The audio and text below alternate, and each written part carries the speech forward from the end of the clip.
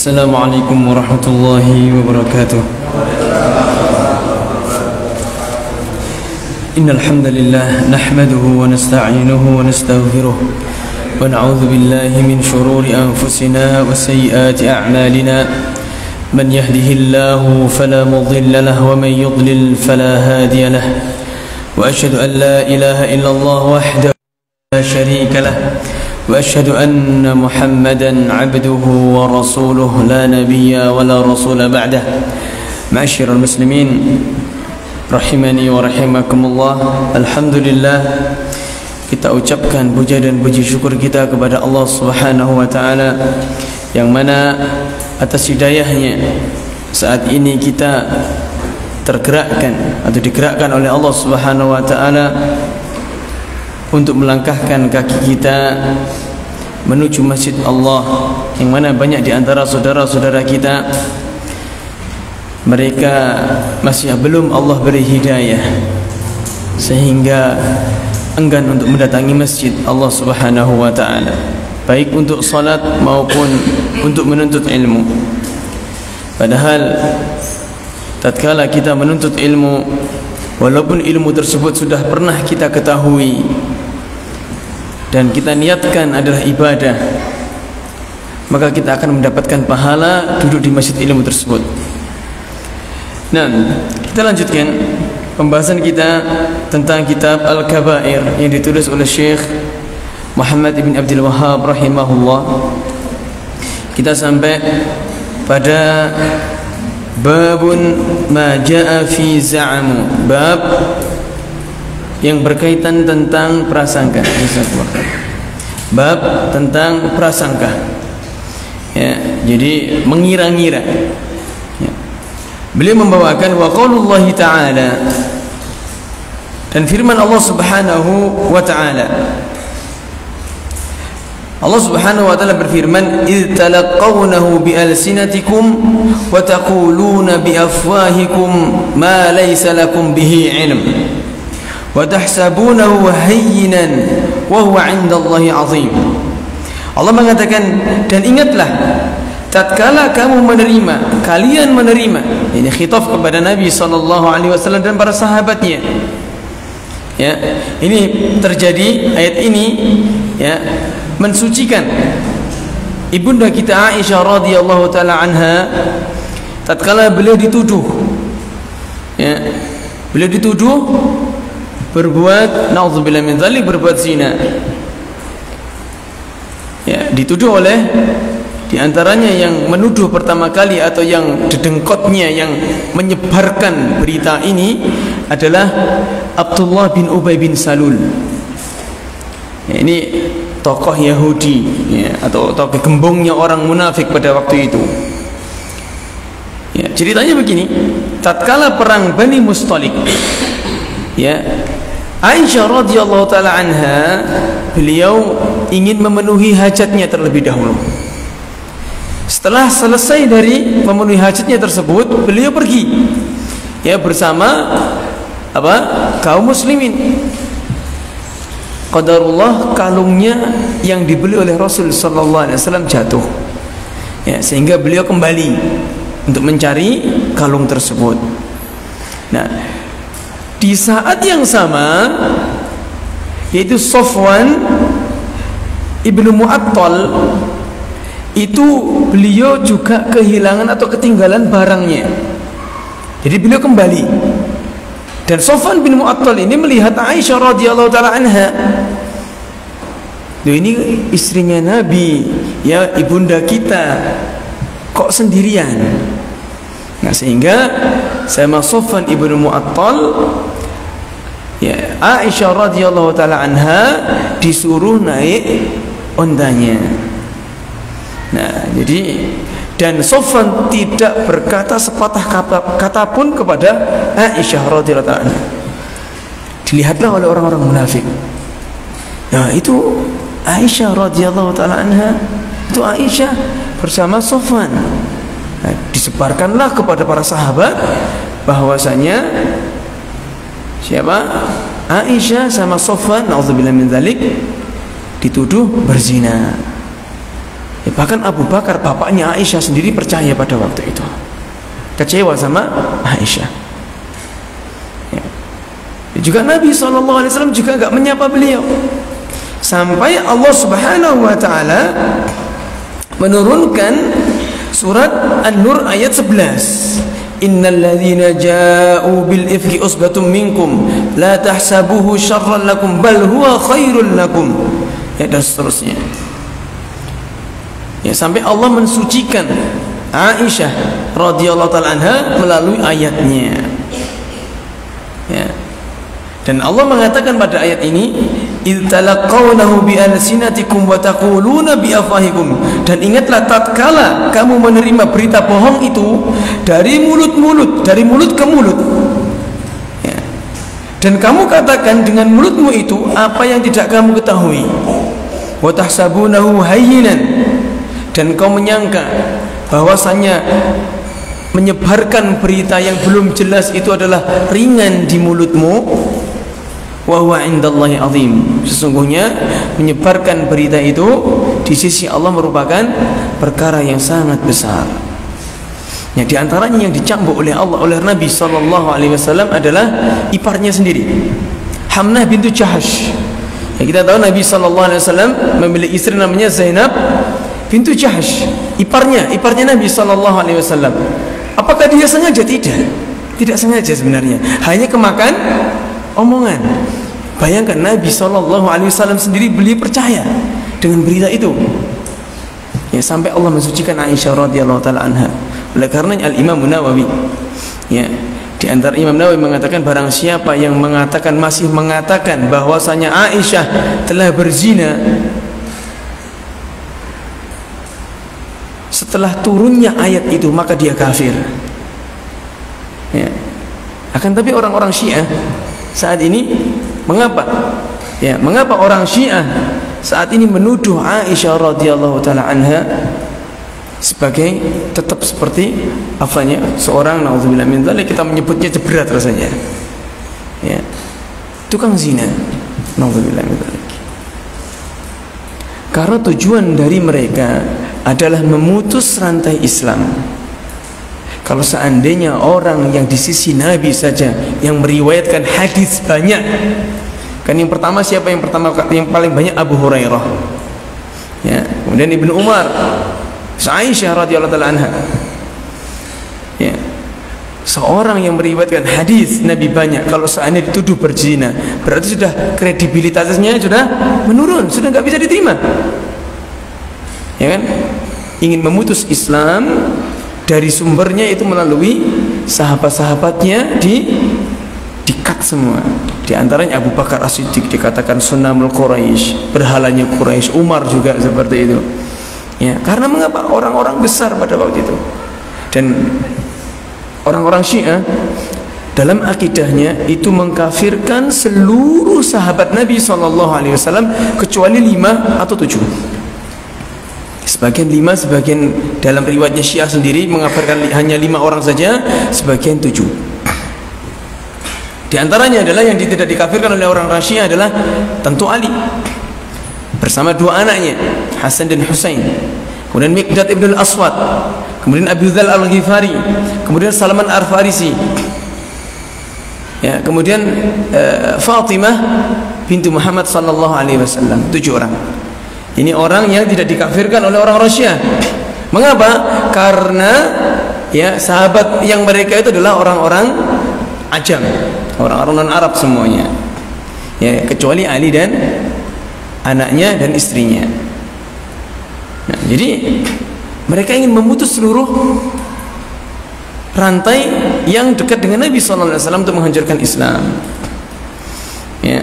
Nah, kemudian Allah Subhanahu wa taala juga berfirman dalam surat Al-Hujurat, ya ayyuhalladzina amanu in ja'akum fasiqun binaba'in fatabayyanu. Wahai orang-orang yang beriman, tatkala datang kepada kalian dengan suatu berita yang dibawa oleh orang yang fasik, fatabayyanu, maka kalian harus tabayyun, diperjelas, ya.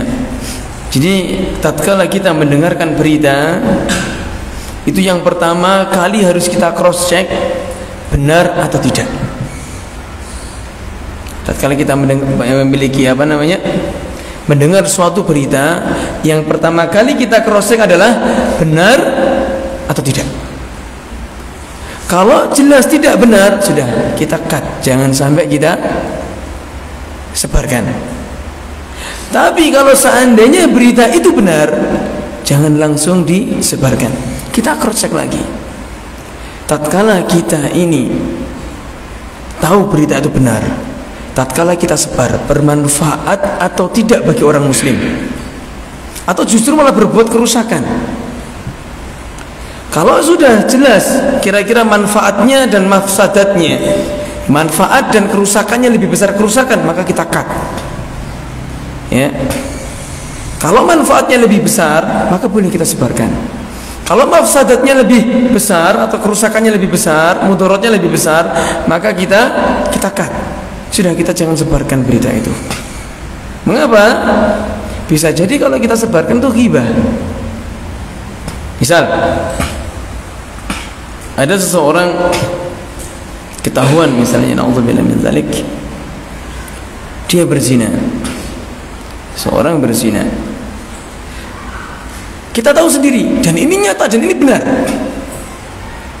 Maka kita harus bertanya kepada diri kita, tatkala kita sebarkan bermanfaat atau tidak, mudaratnya lebih besar atau tidak. Misal, tatkala kita sebarkan manfaatnya sedikit, mafsadatnya lebih besar.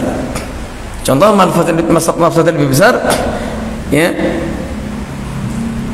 adalah tatkala kita kabarkan ke orang-orang, ya, nanti orang ini, ada orang ini nggak memiliki keutamaan di masyarakat, ya, dia akan dikucilkan, keluarganya akan dikucilkan, anak-anaknya akan bahkan mungkin dikucilkan, dia diputus dari pekerjaannya, maka mafsadatnya lebih besar. Maka tidak perlu kita sebarkan, kita tutupi dia. Dan Allah Subhanahu wa taala mengatakan, man satara musliman satarallahu yaumal qiyamah. Siapa yang menutupi aib orang muslim, maka Allah akan tutupi aibnya dari kiamat. Ya. Jadi tatkala kita mendengar berita tersebut, maka kita harus cross check dulu, benar atau tidak. Kalau benar, manfaatnya bagaimana? Gitu. Mengapa kita tidak menasihatinya dulu? Misalkan dia kamu tadi sama dia, mungkin kita berprasangka dia berzina, siapa tahu dia kawin siri, kan tidak tahu. Ya, kalau seandainya iya saya tadi berzina, kenapa? Istri saya sudah hampir lebih 1 bulan nifas, bingung dia. Ini pentingnya jenengan harus legowo, ibu-ibu ini, bapak-bapak punya istri 2 itu harus legowo. Ya, dan maaf. Misalnya seperti itu, dia menyesal, ya sudah, antum bertobat, kan bisa tutupi, nasihati bertobat, sudah. Misalkan dia bertobat, alhamdulillah, ya kan, kita dapat pahala besar. Ya. Misalkan dia tetap mengulanginya lagi dan terus, nah perlu kita kasih tahu. Ya, kalau Anda mengulanginya lagi terus, akan dikasih tahu ke istrinya misalnya, tapi bukan ke orang lain. Ya. Nah, dan antum ingat hadis Nabi sallallahu alaihi wasallam, kisahnya kalau tidak salah Ma'is. Ini Ma'is kalau tidak salah. Beliau mendatangi Nabi sallallahu alaihi wasallam radhiyallahu taala anhu. Ma'is radhiyallahu taala anhu. Ya Rasulullah, halaktu. Wahai Rasulullah, aku celaka. Ya Rasulullah, ma ahlakak? Apa yang membuat kamu celaka, kata Nabi sallallahu alaihi wasallam. Ya. Ya Ma'is, ya, kisahnya Ma'is lah, yang berzina itu. Ya. Kemudian dia mengatakan, ya Rasulullah, aku telah berzina dengan seorang perempuan. Nabi menoleh ke sana. Si sahabat ini, ya Ma'is itu bukan ya, seorang sahabat radhiyallahu ta'ala anhu, tapi belum bertobat. Mendatangi Nabi ke situ lagi. Ya Rasulullah, aku telah berzina. Ya. Kemudian Nabi menolak lagi, ya Rasulullah, aku telah berzina. Kemudian Nabi SAW bertanya lagi, memperjelas, apakah timba telah masuk ke dalam sumur? Kiasannya Nabi, iya ya Rasulullah, iya. Kemudian diperintahkan memberi Rasul SAW tatkala itu menjadi pemimpin kaum muslimin. Diperintahkan si sahabat ini untuk dirajam. Ya. Tatkala dirajam, dilempari batu, ya dia nggak kuat. Akhirnya dia keluar dan lari. Ya. Apakah Nabi SAW kejar? Nah, biarkan dia. Ya. Nah, ini menunjukkan bahwasanya sebisa mungkin dosa ini ditutupi. Ya, karena pintu tobat dari Allah Subhanahu wa taala itu sangat besar. Makanya Allah lihat siyak itu sighahnya. Ya, konteks ayat ini Allah mengatakan ya ayyuhalladzina amanu tubu ilallah. Yang dipanggil siapa? Orang-orang yang beriman. Ya, bertobatlah kalian kepada Allah. Yang dipanggil orang beriman, bukan orang-orang yang dosa, bukan orang-orang yang kafir, bukan orang-orang yang munafik, bukan, orang yang beriman. Itu menunjukkan bahwasanya orang yang beriman itu tidak lepas dari yang namanya dosa. Yang pertama. Kemudian Allah dalam surat Az-Zumar mengatakan, "Qul," katakan Muhammad kepada para sahabatmu, pesan dariku, "Ya ibadiyalladzina asrafu ala anfusihim la taqnatu min rahmatillah." Wahai orang-orang yang melampaui batas terhadap dirinya, maksudnya melanggar aturan-aturan Allah, la taqnatu min rahmatillah. Janganlah kalian itu berputus asa dari rahmat Allah. Innallaha yaghfirudz dzunuba jami'a. Sesungguhnya Allah mengampuni seluruh dosa kalau dia bertobat. Baik kesyirikan pun dosa yang tidak diampuni Allah. Ya, kalau dia mati belum bertobat, kalau dia bertobat diampuni. Innahu huwal ghafurur rahim. Dialah Allah yang Maha Ghafur, pemaaf dan Maha Penyayang. Wa anibu ilallah wa aslimu lahu. Dan kalian bersandarlah kepada Allah dan terimalah apa yang datang dari Allah Subhanahu wa taala, dan seterusnya. Begitu pula ayat-ayat yang menceritakan tentang orang-orang yang bertakwa. Allah mengatakan wasari'u ila maghfiratin min rabbikum wa jannatin 'arduha as-samawati wal ardu uiddat lil muttaqin. Bersegeralah kalian menuju ampunan Allah, yang mana bumi itu, yang surga itu luasnya seluas langit dan bumi. Uiddat lil muttaqin, yang disediakan bagi orang-orang yang bertakwa. Siapa mereka? Allah mengatakan ada 4 ciri. Ciri yang keempat, siapa orang yang bertakwa? Wa idza fa'alu fahishatan aw zalamu anfusahum dzakarullah wastaghfaru lidzunubihim. Itu orang-orang yang tatkala mereka itu melakukan fahisyah. Fahisyah itu perbuatan keji, ya, dan zina termasuk fahisyah. Ya, wala taqrabuz zina innahu kana fahishatan wa sa'a sabila. Jangan kau dekati zina, karena zina itu adalah fahisyah, perbuatan keji. Ya, wa sa'a sabila, dan seburuk-buruk jalan. Allah mengatakan walladzina idza fa'alu fahishatan, itu orang-orang yang melakukan fahisyah, au zalamu anfusahum, atau orang-orang yang menzalimi dirinya mereka sendiri, zakarullah, mereka segera ingat Allah, fastaghfaru lidzunubihim, dan mereka meminta ampun kepada Allah, beristighfar, segera bertobat maksudnya. Ini menunjukkan orang yang bertakwa tidak lepas dari yang namanya kesalahan.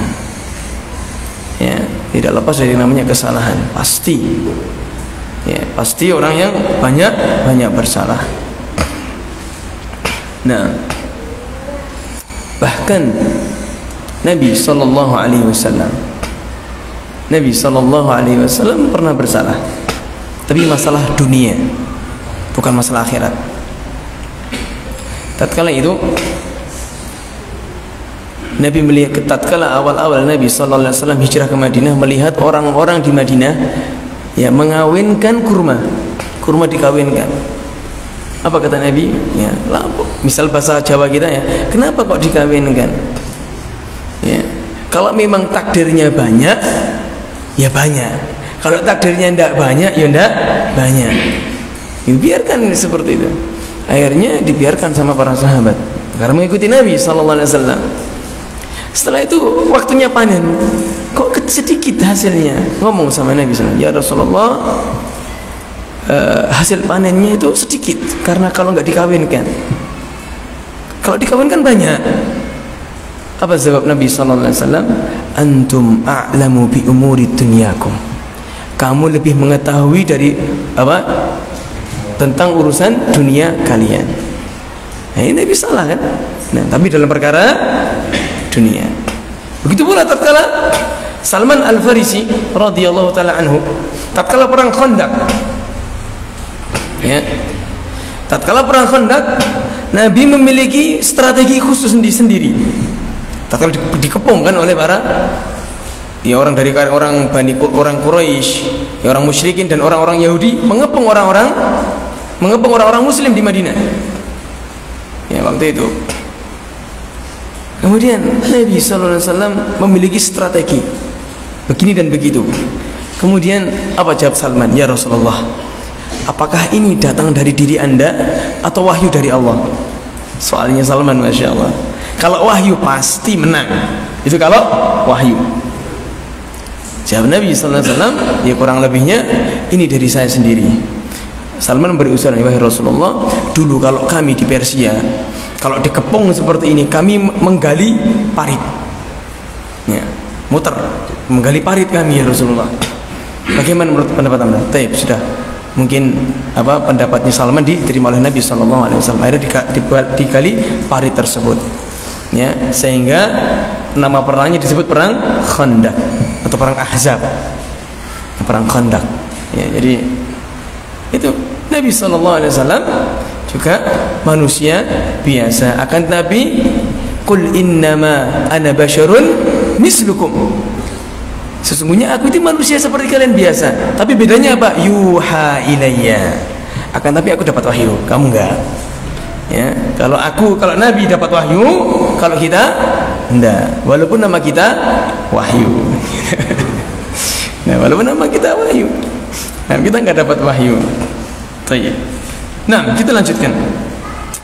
Ya, Syekh Muhammad bin Abdul Wahhab rahimahullah, beliau membawakan hadis dari Ibnu Mas'ud atau Hudzaifah ibn al-Yaman. Ya, secara marfu' dari Nabi sallallahu alaihi wasallam, beliau mengatakan bi'sal matiyatur rajuli za'mu. Ya, seburuk-buruk kendaraan bagi laki-laki adalah menurut, ya, berprasangka. Ini maksudnya kata para ulama, seburuk-buruk ucapan yang digunakan oleh seorang laki-laki, ya, adalah ungkapan menurut sangkaan mereka, menurut sangkaan saya. Dia menyangka-nyangka kemudian disebarkan. Ya. Bagaimana apa namanya? Ini dalam urusan dunia saja, Pak. Kita menyangka-nyangka itu terkadang salah. Saya pernah menjahitkan tas, dalamnya tak buat gini, Pak, ini dijahit ditambahi buat selapan laptop. Kan tas saya nggak ada selapnya, tak tambahi, suruh nambahi. Oh iya Zat, pakai kain ini aja.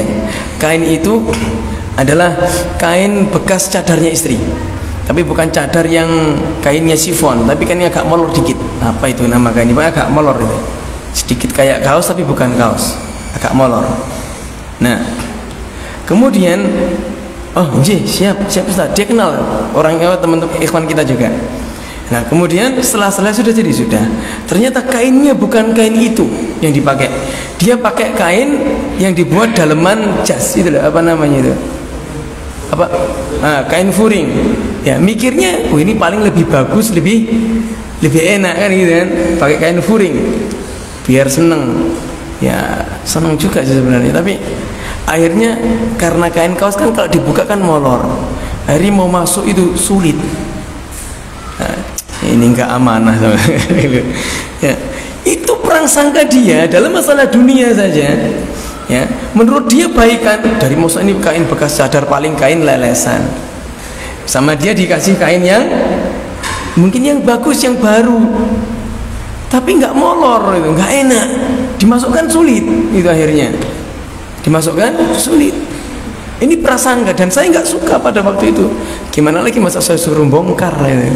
Sungkan sama beliau. Akhirnya sudah salah, nggak saya suruh bongkar, tak biarkan. Nah, ini menurut saya. Bagaimana kalau seandainya Allah Subhanahu wa Ta'ala, ini kan baik, beribadah sesuai dengan kita, ini kan baik. Ya, ini baik ini menurut saya, dan menurut Allah, menurut Nabi, baik atau tidak? Ya, logikanya seperti itu. Ya, terkadang kita saja tatkala memerintahkan anak kita untuk sesuatu yang kita inginkan, kemudian anak kita tidak mematuhi perintah kita dan ia memakai prasangkanya, Abi itu sukanya Sprite, suka Sprite Abi itu, saya disuruh belikan, misalkan nak belikan Aqua, air mineral. Kemudian di kulkas ada Aqua, ada Sprite. Abi itu sukanya Sprite. Aqua 3.000, Sprite 5.000. Aku punya uang 2.000. Tak tambahi.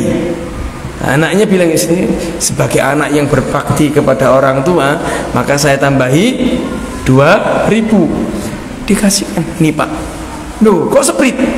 Wong saya butuhnya apa? Air mineral.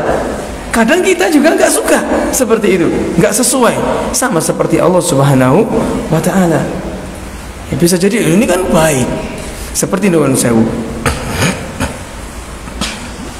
seperti sholat dalam hadis, baik dalam kita Allah alam dalam hadis yang lainnya, ya, dalam kitab Bulughul Maram, Umdatul Ahkam, hadis-hadis yang berkaitan dengan fikih. Itu tatkala tahiyat Nabi SAW mengajarkan kepada para sahabatnya, ya asyhadu an la ilaha illallah wa asyhadu anna Muhammadan abduhu wa rasuluh. Langsung wa asyhadu anna Muhammadan abduhu. Kemudian kita kan Nabi kan mengatakan ana sayyidu waladi Adam wala fakhra. Aku adalah sayyidnya anak Adam. Ini gitu. Wala fakhra, dan aku enggak bangga dan enggak sombong Nabi sallallahu alaihi wasallam. Kemudian orang ini salat ditambahi asyhadu an la ilaha illallah wa asyhadu anna sayyidana Muhammadan abduhu wa rasuluh. Nah, loh, dikasih tahu ya, ini kenapa kok Anda tambahi? Ini kan baik. Akhirnya bilang apa, ini kan baik. Nah, Nabi tidak mengajarkan seperti itu. Ya kalau begitu silakan aja adzan.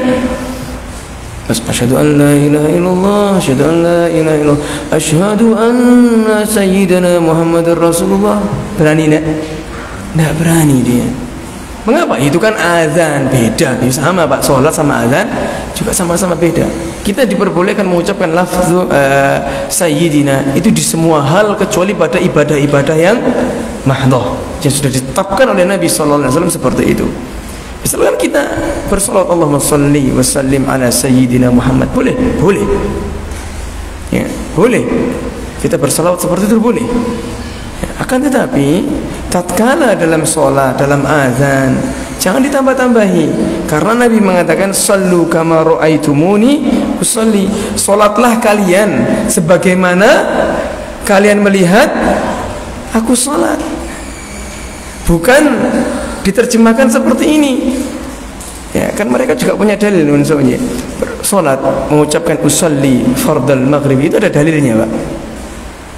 Dalilnya yang tadi, sallu, salatlah kalian kama sebagaimana ra'aitum kalian melihat muni usalli. Muni apa muni? Berbunyi usalli. Dia apa didikat?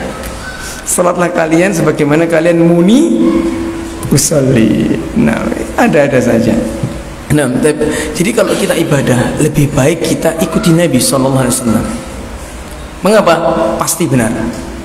Kalau kita pakai prasangka baik atau tidak, mungkin kan ini baik, bisa jadi kita tidak diterima. Karena syarat diterimanya ibadah ada 2. Yang pertama apa? Ikhlas lillah, mengharap ibadah itu hanya pahalanya kepada Allah Subhanahu wa taala. Yang kedua, ittiba atau mutabah, mengikuti Nabi sallallahu alaihi wasallam. Kalau enggak mengikuti, enggak bisa. Ya, dalilnya apa? Wa ma umiru illa liya'budullaha mukhlishina lahuddin. Dan tidaklah mereka diperintahkan untuk beribadah dengan ikhlas kepada Allah Subhanahu wa taala. Kata-kata diperintahkan ini menunjukkan ibadah harus ada perintahnya dan ikhlas kepada Allah Subhanahu wa taala. Dan dalilnya banyak. Nabi mengatakan, "Man 'amila 'amalan laisa 'alaihi amruna fahuwa rad." Siapa yang melakukan ibadah atau melakukan amalan yang tidak pernah kami yang tidak pernah ada perintahnya dari kami, fahuwa raddun, maka akan tertolak. Ini dalam masalah agama. Kalau dalam masalah dunia, kaidahnya apa? Antum a'lamu bi umuri dunyakum. Kamu lebih faham dalam masalah dunia. Ya. Naik haji pakai pesawat katanya bid'ah. Bukan, ini masalah dunia. Untuk sampai dari Indonesia ke mana? Ke Saudi, itu naik pesawat, itu wasilahnya sampai sana. Tapi setelah sampai sana ritualnya harus sama. Ya. Ada sempat di YouTube itu saya lihat perempuan pakai ihramnya laki-laki. Ini tidak boleh. Ya. Atau misalkan laki-laki ihram pakai kain batik misalnya. Ya. Tahu ihram ya, pakai kain batik. Ya. Ini tidak boleh. Kan seperti itu. Ya, jadi sampai sana sudah di mikot, harus sesuai dengan tuntunannya Nabi. Begini Nabi hajinya, begini Nabi umrohnya, ya sudah. Tapi kalau dari sini mau sampai sana terserah. Mau pakai pesawat, mau pakai kapal, mau jenengan mau pakai debok Pak. Pohon pisang di sunduk-sunduk ngintir, digodak-godak gini, terserah. Ya, penting sampai. Yang penting sampai. Atau mau pakai mobil remote, ini tidak masalah. Yang penting sampai, bisa sampai enggak, intinya gitu kan. Nah, ya Allah a'lam. Baik, kita lanjutkan. Berkata Syekh Shalih Fauzan hafizahullah, taqaddama fi syarh al-ahadits as-sabiqah anna min jumlatil kaba'ir al-kadhib. Ya, telah kita membahas tentang masalah syarah hadis yang lalu bahwasanya di antara dosa-dosa besar adalah dusta. Wa dalilu ala dzalik anna Allah rattaba alaihi al-la'nah. Ya, dan dalilnya adalah Allah mengakhiri tentang orang-orang yang berdusta dengan laknat. Allah mengatakan fa naj'al la'natallahi 'alal kadzibin. Dan Allah melaknat, Allah jadikan laknat Allah kepada orang-orang yang berdusta. Wa akhbaru anna al-kadhiba 'ala Allah min adzalimiz zalimin. Dan Allah mengabarkan bahwasanya berdusta atas nama Allah merupakan orang-orang yang paling zalim. Ya, sezalim-zalimnya perbuatan zalim. Allah mengatakan, "Faman azlamu mimman kadzaba 'ala Allah wa kadzdzaba bis-sidqi idz ja'ah." Siapa lagi orang yang paling zalim? Itu dari orang-orang yang berdusta atas nama Allah dan mendustakan as-sidq itu Nabi sallallahu alaihi wasallam, dan mendustakan Nabi sallallahu alaihi wasallam tatkala datang kepadanya. Alaysa fi jahannam mathwal lil kafirin? Bukankah jahanam itu tempatnya orang-orang kafir? Ya. Dan Nabi sallallahu alaihi wasallam mengatakan juga, "Man kadzaba alayya muta'ammidan." Siapa yang berdusta kepadaku dengan sengaja, falyatabawwa, maka siapkan maq'adahu minan nar, ya tempatnya di neraka. Inna kadziban alayya, sesungguhnya berdusta kepadaku, laisa ka kadzibin ala ahadin, ya tidak sama seperti berdusta kepada yang lainnya. Kalau kita berdusta kepada orang sesama muslim misalnya, ya itu dicap termasuk ciri orang munafik di antaranya. Nabi sallallahu alaihi wasallam mengatakan, ayatul munafik salas.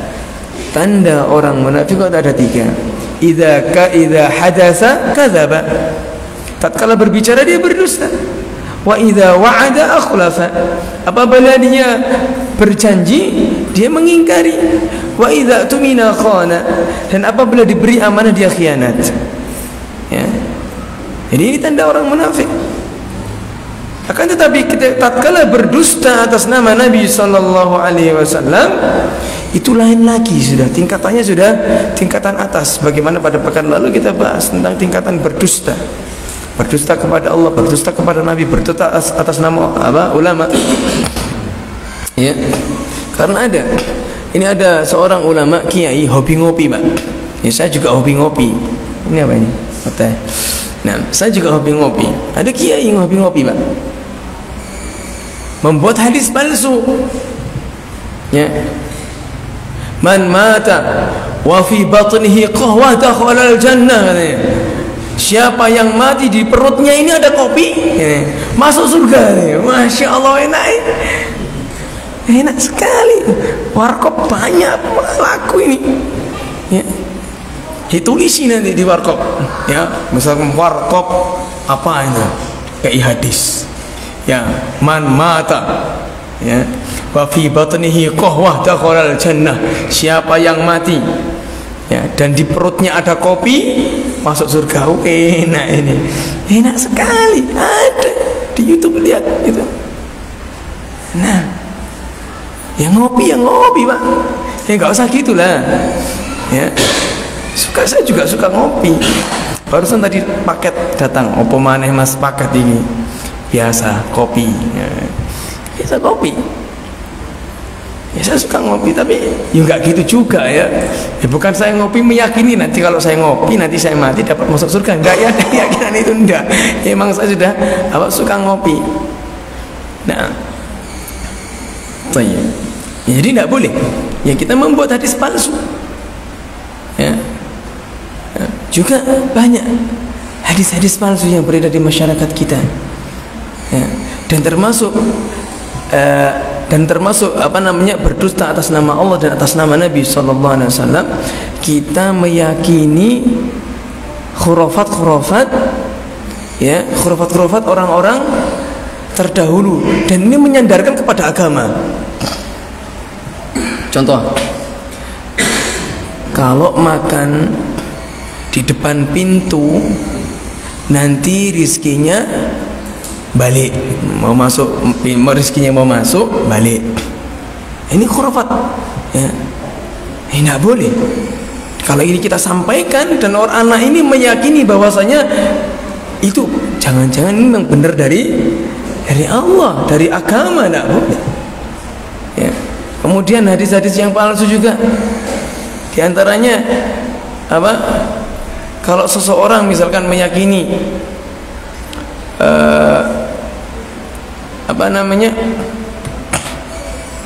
orang yang misalnya perempuan misalkan. Nah, ini hadisnya, ya, perempuan kalau nyapu, ini dulu orang tua saya dulu bilang, perempuan kalau nyapu nggak bersih.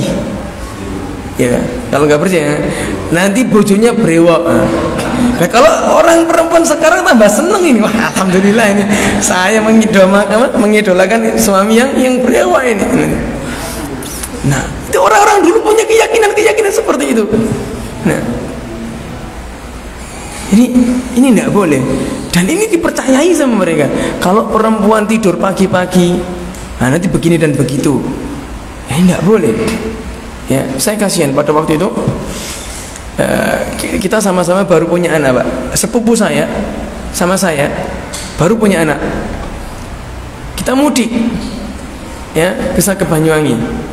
Ya, namanya orang baru punya anak itu itu kalau malam itu nggak bisa tidur. Gimana nanya, rebel terus. Ya, baru kira usia sekitar 2-3 bulan, rebel terus kalau malam kan. Akhirnya tidurnya setelah subuh. Dia ngomong, bojomu lo tangekno, bojomu istrimu bangunin. Ya, habis subuh kok langsung tidur, habis sholat kok langsung tidur. Ya, karena gak elok katanya, gak elok pokoknya dikait-kaitkan, saya lu nggak tahu dikaitkan dengan apa. Ya. Tapi saya bilang enggak apa-apa, Bu. Ya enggak apa-apa karena memang tadi malam kan enggak tidur. Alhamdulillah mengerti dia. Nah, sepupu saya enggak dibangun, Pak. Ya, dibangunin yang istrinya. Susah dia.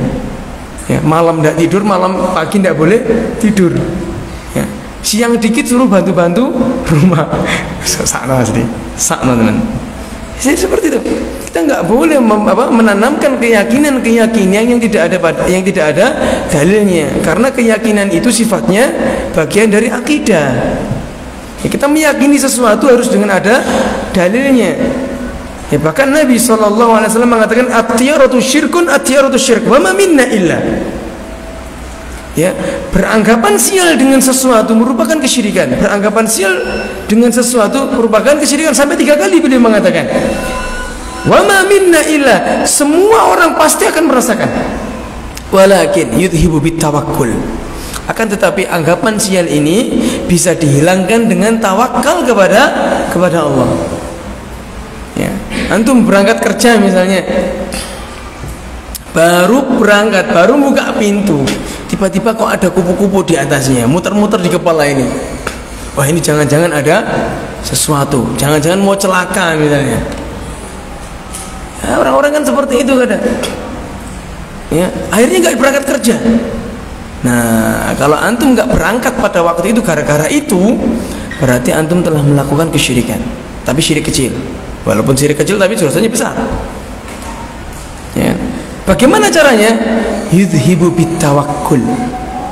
Berangkat saja dengan tawakal kepada Allah. Mengapa? Kalau sudah kita itu mati atau kita celaka, pasti celaka, walaupun di rumah ataupun di luar. Kan gitu. Ya. Misalkan waktunya mati di rumah mati, tapi kan nggak mati dalam keadaan melakukan kesyirikan. Kan gitu kan? Nah, jadi seperti itu. Dan Nabi SAW mengajarkan doa agar kita tatkala kita ada kesialan, itu Nabi SAW mengajarkan doa agar hilang kesialan itu dari hati kita. Allahumma la khaira illa khairuk wa la tayra illa tayruk wa la ilaha ghairuk. Ya. Atau sebelum atau kebalik. Allahumma la tayra illa tayruk wa la khaira illa khairuk wa la ilaha ghairuk. Ya Allah, tidak ada tiarah. Tiarah itu beranggapan sial tadi. Ya. Tidak ada tiarah kecuali tiarahmu. Ya, kecuali darimu maksudnya. Ya, dan tidak ada kebaikan kecuali darimu pula. Ya, tidak ada kesialan kecuali darimu ya Allah, dan tidak ada kebaikan kecuali darimu pula ya Allah. Wala ilaha ghairuk, dan tidak ada Tuhan yang berhak disembah kecuali Engkau ya Allah. Itu hafal doanya. Kalau kita sudah mau, aduh ada apa ini? Kayak ada firasat-firasat kayak apa namanya? Kok tiba-tiba ada tanda-tanda.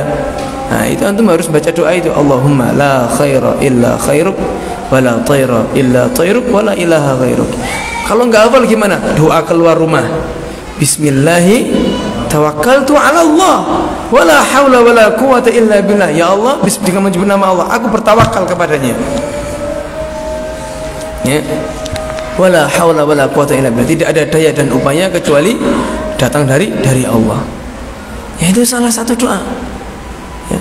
Kalau enggak hafal ya sudah bismillah, ya, berangkat. Seperti itu.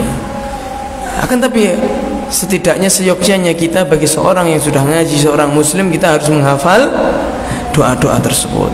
Allahu a'lam. Tafadhal, siapa yang mau azan?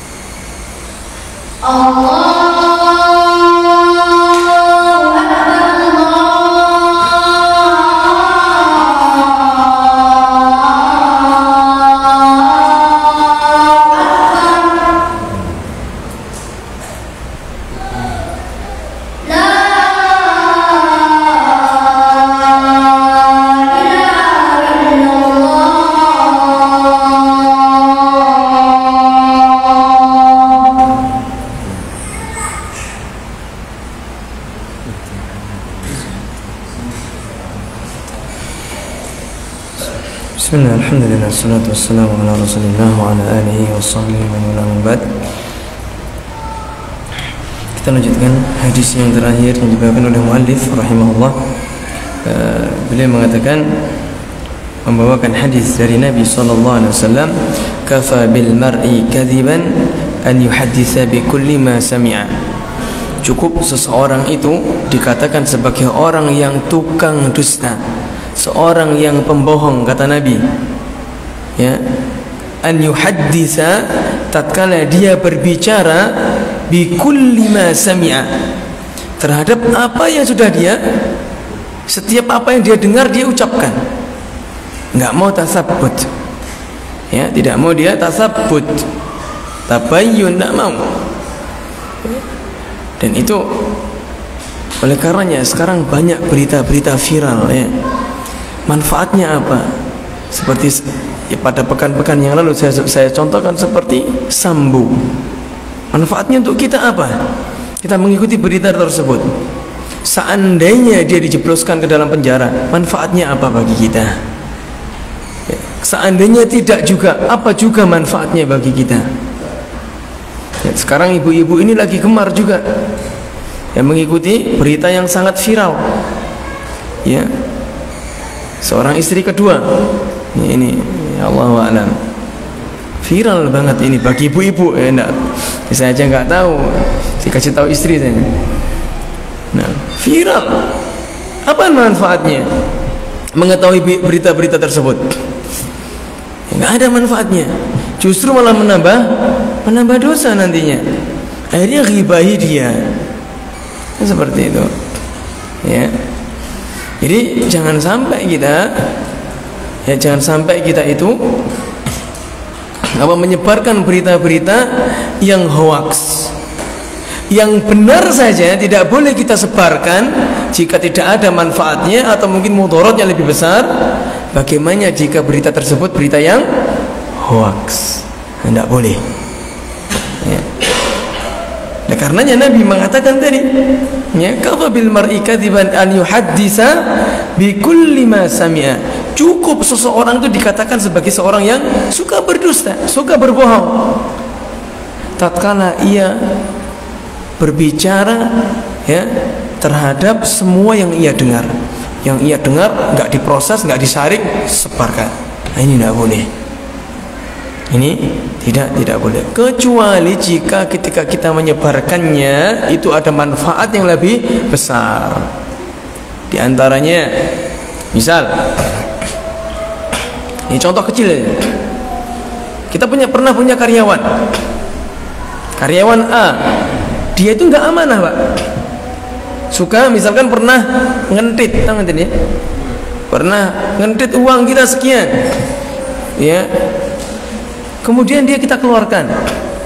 Setelah itu dia ngelamar di perusahaan saudara kita, Pak B. Boleh nggak kita kasih tahu dia, Pak, jangan diterima itu, Pak.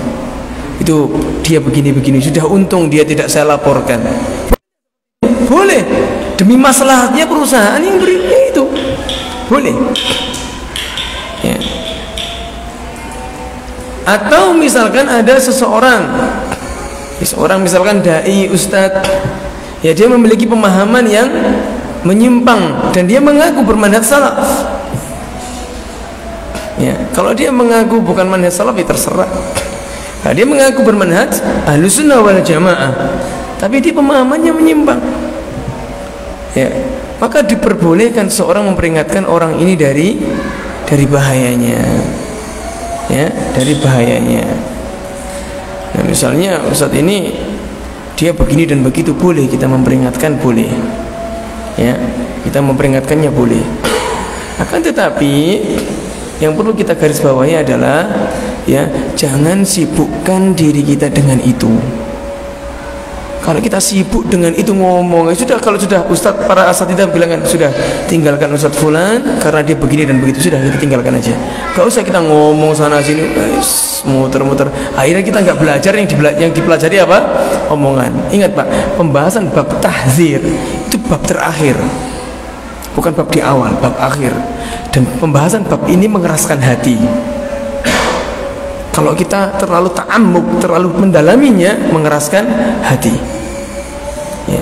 Baru sekolah diajari tahdir Ustaz ini. Sudah, dia nggak ada sifat tawaduknya. Akhirnya merasa dirinya itu tinggi kecuali gurunya.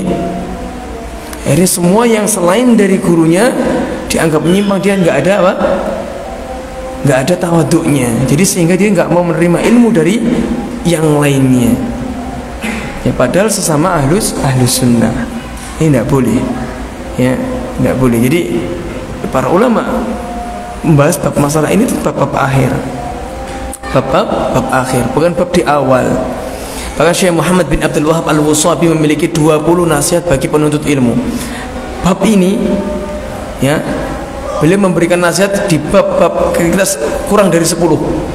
Beliau mengatakan, ya, nasihatnya apa? Janganlah seorang penuntut ilmu menyibukkan diri dengan bab ini, bab tahdzir ini. Bukan tidak boleh, boleh. Kita harus tahu ini menyimpang, ini kita harus tahu. Cuman jangan sampai ta'ammuk. Ta'ammuk itu apa?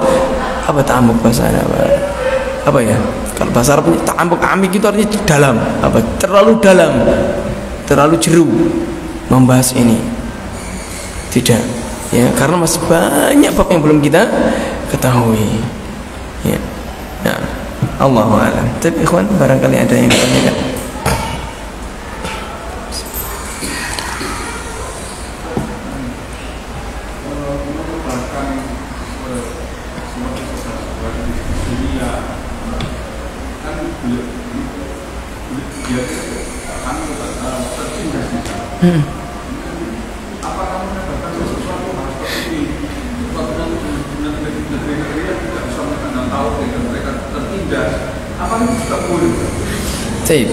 Tatkala kita menyebarkan beritanya saja, misalkan beritanya saudara-saudara kita di Syria itu tertindas, kita minta doa, kita minta, boleh-boleh saja. Akan tetapi tatkala kita menyebarkan videonya, Pak, mereka ditindas, digini dan begitu, subhanallah, itu enggak layak, tidak layak. Mengapa? Ya, justru nanti akan menjadikan hati kaum muslimin menjadi kerdil, menjadi penakut malah. Ya. Bahkan Syekh Shalih Fauzan kalau tidak salah pernah ditanya tentang masalah ini. Beliau mengatakan menyebarkan videonya mereka tidak diperbolehkan. Mengapa? Malah menjadikan seseorang menjadi kerdil. Kalau cuma suara-suara aja mungkin enggak, tapi kalau sudah kelihatan darah berceceran, kepala pecah, macam kita takut ya. Dengar aja sudah takut, apalagi sudah melihat, tambah takut. Jadi menyebarkan itu, misalkan kita berita-berita seperti itu untuk mendoakan mereka, ya untuk agar mereka dibantu, itu tidak masalah. Allahu a'lam. Nah, ya, sudah ya. Semoga bermanfaat. Kita akhirin kafaratul majlis. Subhanakallahumma wa bihamdika asyhadu an la ilaha illa anta astaghfiruka wa atubu ilaik. Assalamualaikum warahmatullahi wabarakatuh.